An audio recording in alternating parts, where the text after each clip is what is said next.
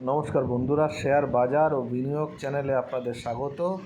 চলুন দেখে নেওয়া যাক 21শে মে নিফটি কত দূর যেতে পারে।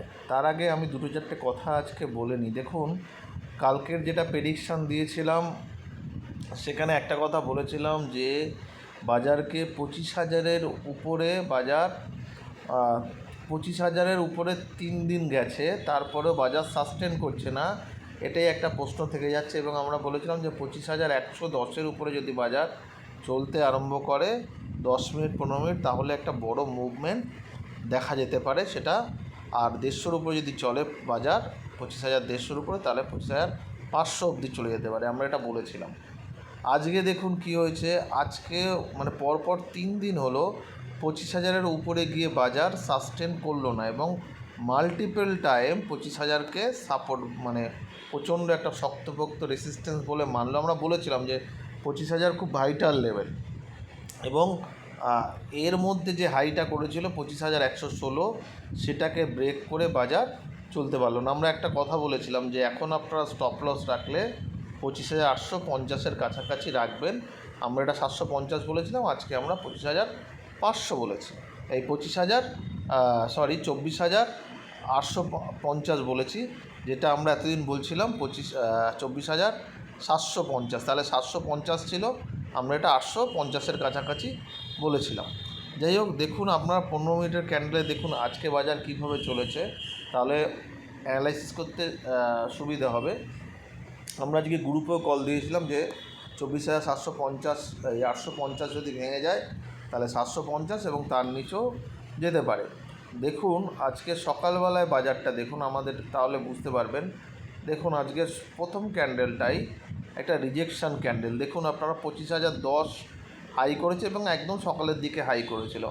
হাই করার পরে আমরা বলেছিলাম যে এই সব লেভেলে খুললে আপনারা কিছু করবেন না, বাজারকে যে কোনো রেঞ্জ ভাঙতে দিন। এবং তারপরে বলেছিলাম যদি বাজার 24,920 ভাঙে তাহলে 24,850 অবধি যাবে। দেখুন প্রথম ক্যান্ডেলই ভাঙার পরে আর উপরের হাইটাকে ভাঙলো না কোনোভাবেই, এবং কিছুক্ষণের মধ্যে 860 চলে এসছে, তারপরে আবার উপরে গেছে, উপরে গিয়ে এই লেভেলটা আর ভাঙলো না। মানে এগুলো হচ্ছে ইন্ডিকেশান। এই সময় আমরা কল দিয়েছিলাম যে 840 ভাঙলে 750 যাবে। দেখুন 767 টাচ করলো এবং তারপর ভাঙার পরে একদম 850-এর কাছাকাছি এসে দাঁড়ালো এবং কিছুটা হল্ড করলো। এইটাই ভালো লাগে লেভেলটা কীভাবে কাজ করে। দেখুন যেখানে বলেছিলাম ঠিক সেইখানে দাঁড়িয়ে অনেকটা সময় কাটলো, তারপরে যখন ভেঙেছে, মানে এইগুলো মাথায় রাখবেন, যখন হচ্ছে এক জায়গায় দাঁড়িয়ে যায় অনেকক্ষণ, তারপর যখন ভাঙে তখন খুব দ্রুত পড়ে। এবং তারপরে দেখুন ইউরোপের মার্কেট খোলার পরে খুব তাড়াতাড়ি করে পড়ে 750-এর কাছাকাছি এসছে, এবং 750 ভাঙার পরেও 600 শেষবেলায় একদম 666-র যে লেভেলটা আছে একেবারে সেই লেভেলটাই লো করেছে। দেখুন 666-র কাছাকাছি 67-র কাছাকাছি দাগ টানা আছে, এবং লো কতটা করেছে দেখুন 670-এর কাছাকাছি, 669 670 ধরুন। দেখুন বাজারে এইভাবেই লেভেলগুলো কাজ করে, লেভেলগুলো বারবার করে ধাক্কা খেতে খেতে যায়। আমরা যেটা ভাবছিলাম যে 25,115 উপরে যদি যায় তাহলে বাজার চলবে, কিন্তু সেটা হয়নি। এবং আমরা নিচে 840 বলেছিলাম, 850, যে যদি এটা ভেঙে যায়, ভেঙে যদি বন্ধ হয় বা চলে তাহলে কিন্তু একটু হালকা থাকতে হবে, আমরা এটা বলেছিলাম। এইবারে আমি নিচের লেভেলগুলোকে একটু বলার চেষ্টা করি, নিচে কোন কোন লেভেল খুলতে পারে। তার আগে বলে দিই যে কালকে যদি নিচের দিকে আসে তাহলে কোন কোন লেভেল আসতে পারে। ধরুন বাজার ফ্ল্যাট খুললো, কিংবা 750 থেকে 660-এর মধ্যে যেখানে ইচ্ছা খুলুক, খোলার পরে যদি দেখেন 660 ভেঙে 5 মিনিট চলছে, তাহলে কিন্তু 500-র এই লেভেলটা, 500 থেকে 470-এর এই লেভেলটা অত্যন্ত অত্যন্ত ভাইটাল।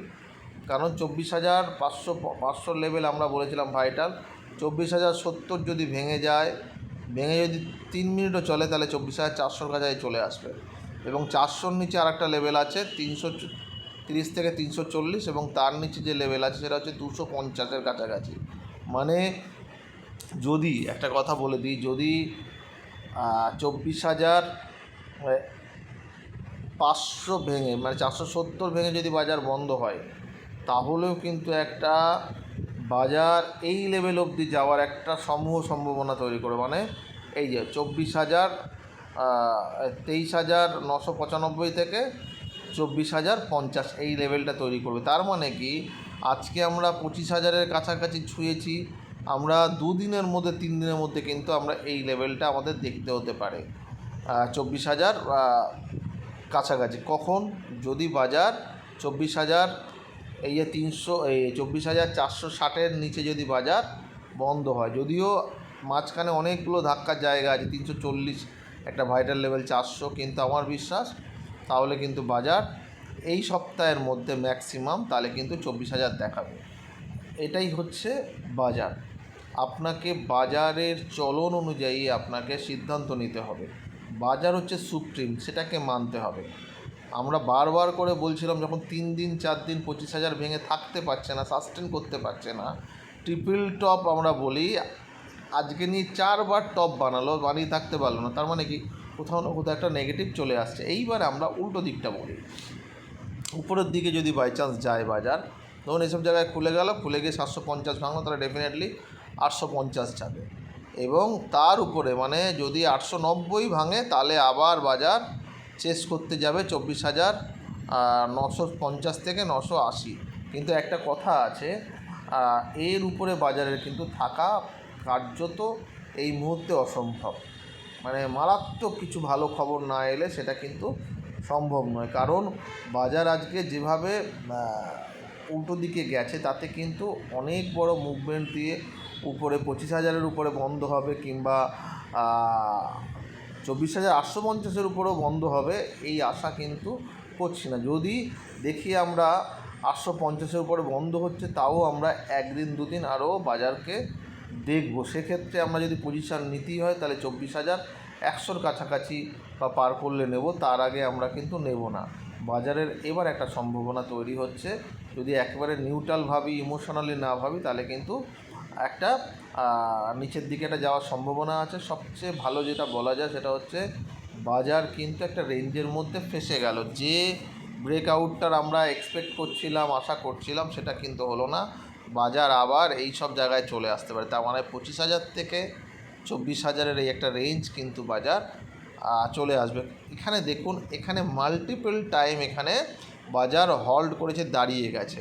সুতরাং এই সব জায়গা থেকে দেখুন 24,000 থেকে 24,500 এই জায়গা থেকে বাজার একটু থমকে গিয়ে, একটু দাঁড়িয়ে গিয়ে আবার বাজার কিন্তু উপর দিকে যেতে পারে।